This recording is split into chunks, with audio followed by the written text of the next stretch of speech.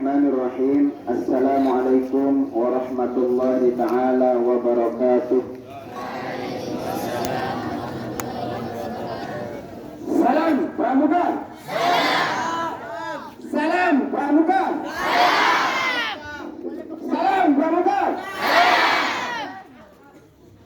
Bismillahirrahmanirrahim. Alhamdulillahi rabbil alamin. Assalatu wassalamu ala asyrafil anbiya wal mursalin sayyidina Muhammadin wa ala alihi wa sahbihi ajma'in, amma ba'du.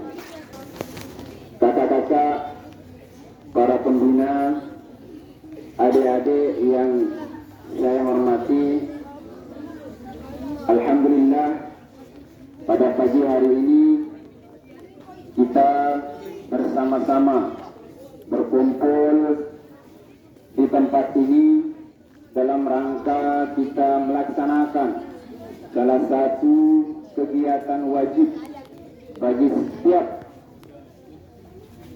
kegiatan kepramukaan dimanapun berada. Bahkan pada pagi hari ini di seluruh dunia sekaligus memperingati dan mengadakan kegiatan HUT Pramuka yang ke-63. Salawat beserta salam senantiasa tercurahkan ke baginda Nabi besar Muhammad sallallahu alaihi wasallam yang telah membimbing kita dari alam kejahiliahan menuju alam yang terang benderang, yakni ad-dinul Islam.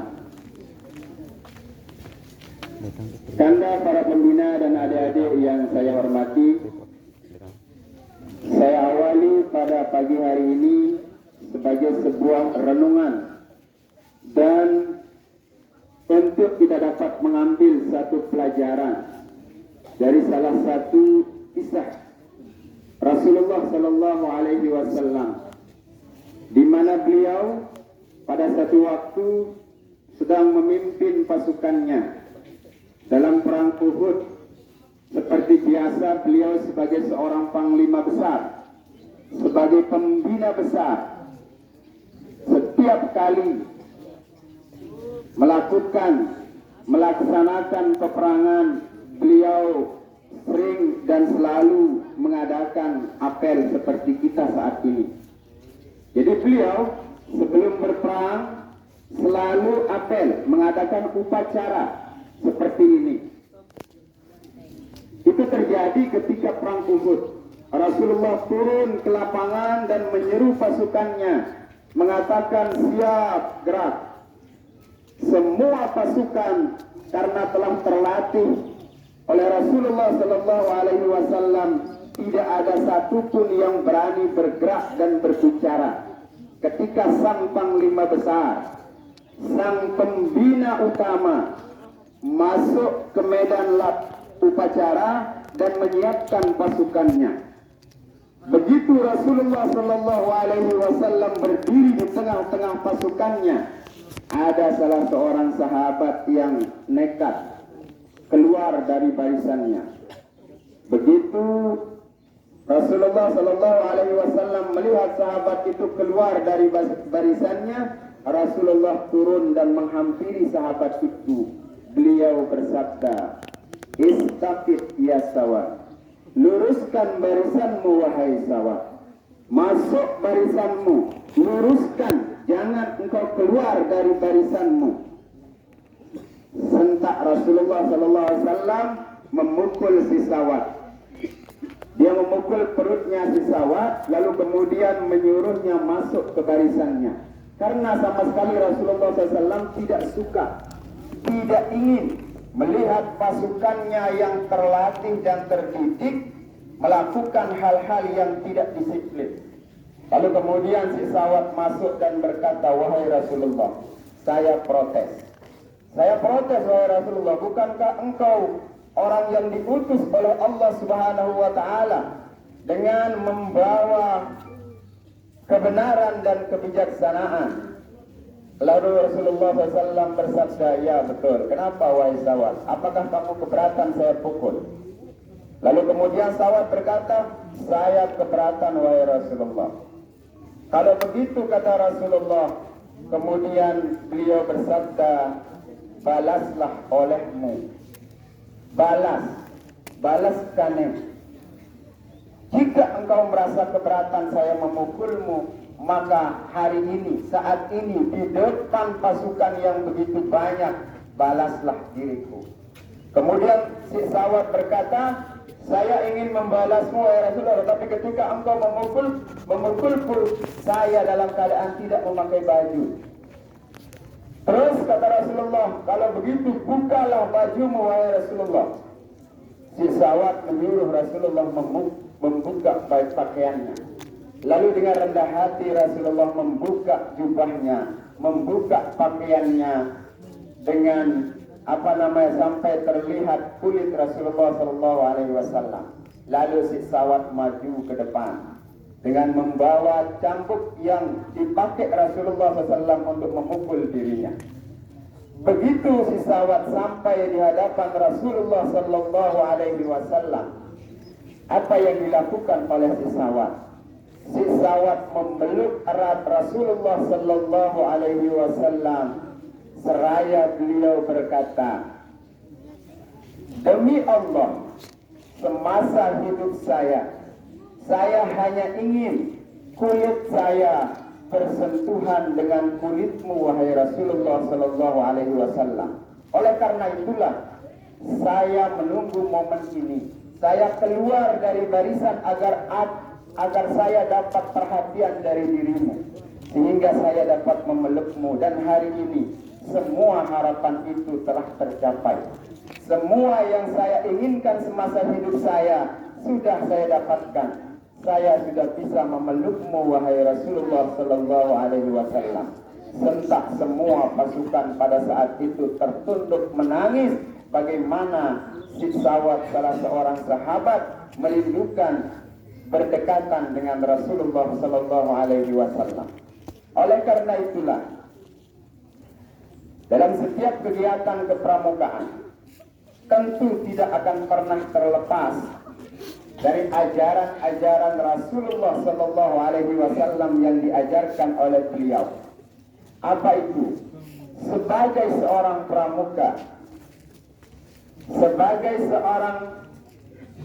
pramuka, maka tentu pada pagi hari ini saya mengajak kepada kita semua untuk merenungkan tugas dan fungsi apa yang diemban oleh seorang pramuka. Sebagaimana yang kita ketahui bersama bahwa kegiatan kepramukaan tidak hanya sebuah kegiatan yang berisikan permainan-permainan, tidak hanya berisi kesenangan-kesenangan, tetapi kegiatan kepramukaan ini lebih dari itu. Kegiatan kepramukaan mengajarkan kepada kita untuk selalu disiplin dalam segala hal. Dulu, kalau saya bisa dikatakan orang pertama yang berseragam pramuka di Miftahul Islam. Tepuk tangan. Satu jiwa raga saya sampai kapanpun tetap pramuka. Kanda kita yang ya.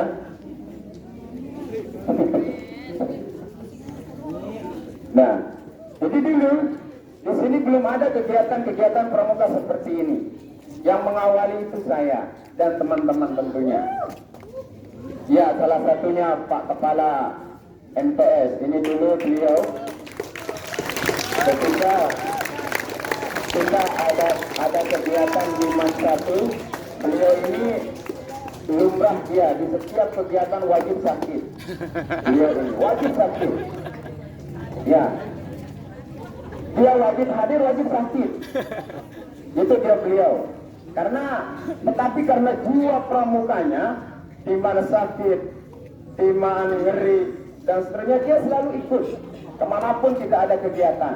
Kan dulu di Mansatu itu, waktu ada pelantikan penegak Bantara, beliau itu begitu sampai malamnya giginya sakit. Sehingga kalau kita lihat beliau tidak kita kenal dia karena saking besarnya mukanya. beliau itu sakit, tetapi tetap mengikuti kegiatan-kegiatan kepramukaan. Nah, jadi kegiatan-kegiatan seperti ini, kegiatan-kegiatan pramuka itu tidak hanya berisi permainan-permainan, kesenangan-kesenangan, tetapi kegiatan kepramukaan itu lebih mengajarkan kepada kita untuk selalu disiplin. Disiplin dalam segala hal. Ya, disiplin sekolahnya, disiplin seragamnya, disiplin hidupnya bahkan dan seterusnya. Karena sungguh orang yang memiliki jiwa pramuka itu jauh dari hal-hal yang tidak baik. Itu kita alami. Jadi kalau kita belajar pramuka, ikut kegiatan-kegiatan seperti ini, kita dapat mengurangi hal-hal negatif dalam kehidupan. Ya banyak contohnya. Jadi kegiatan-kegiatan seperti ini harus kita terus tingkatkan dan terus kita dukung, terutama kepada para pembesar-pembesar yayasan. Mari kita dukung baik, kita support baik dengan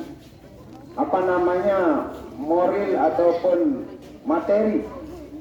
Kita support dan kita adakan kegiatan-kegiatan ke depannya yang lebih banyak lagi, sehingga pramuka di Miftahul Islah ini menjadi pramuka yang berjaya sampai kapanpun nantinya.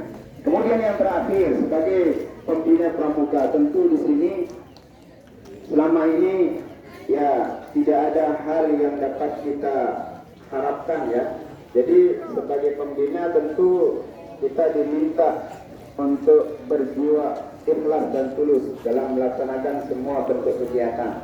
Jadi dia nak gaji cara mana kepala ni barang tak anak ni biasa rumah-rumah dalam menara kegiatan. Jadi saya harapkan kepada semua pembina, mari tulus ikhlas mengawal dan mendidik adik-adik kita agar semua kegiatan atau tujuan-tujuan yang kita harapkan itu bisa kita laksanakan. Jadi di sini saya tidak akan panjang lebar karena seperti yang kita ketahui, kita semua sudah tahu kalau sejarah pramuka, Bapak Pramuka Sedunia, kita sudah tahu, kita sudah diajarkan di kegiatan-kegiatan kepramukaan. Bapak Pandu Indonesia kita sudah tahu. Ada yang belum tahu nama Bapak Pandu Indonesia? Coba yang aliyah, masa tidak ada yang tahu?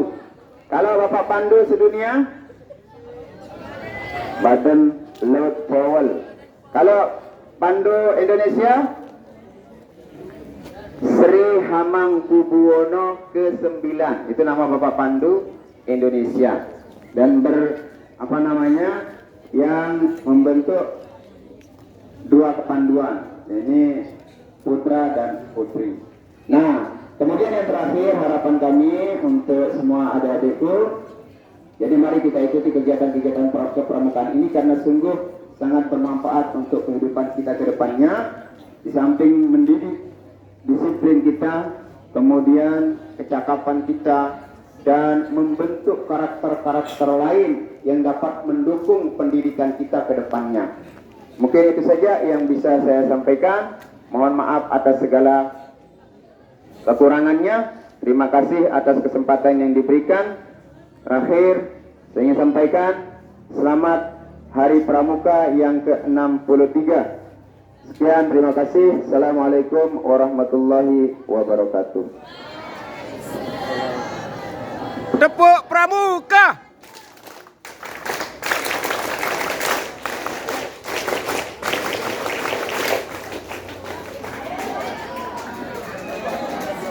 Menyanyikan lagu himne Satya Dharma Pramuka. Terus